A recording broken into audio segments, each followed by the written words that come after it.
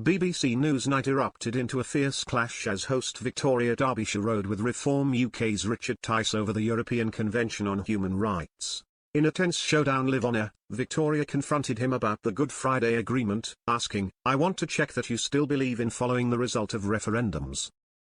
Tice responded, "Yes I do. We're quite good at referendums," but was cut off by BBC host Derbyshire, who said, "Okay, well pause it right there, because you say you will pull the UK out of the European Convention on Human Rights, which as you know is embedded in the Good Friday Agreement, which ended 30 years of conflict in Northern Ireland. People voted overwhelmingly in two referendums, North and South on the island of Ireland, in favour of the Good Friday Agreement. You say you want to pull out of the ECHR, which is unravelling their democratic vote." Tice argued, "No it's not, that's a complete misinterpretation and a misstatement of the reality. The ECHR is in the Good Friday Agreement, but the agreement does not say that the United Kingdom must stay in the ECHR.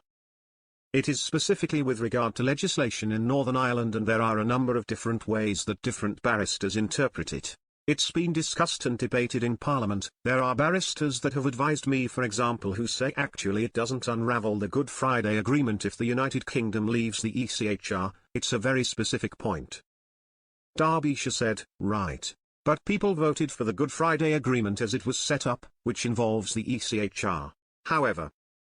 But she was interrupted in another tense moment as Tice insisted, "And that doesn't necessarily legally need to change. That is the reality."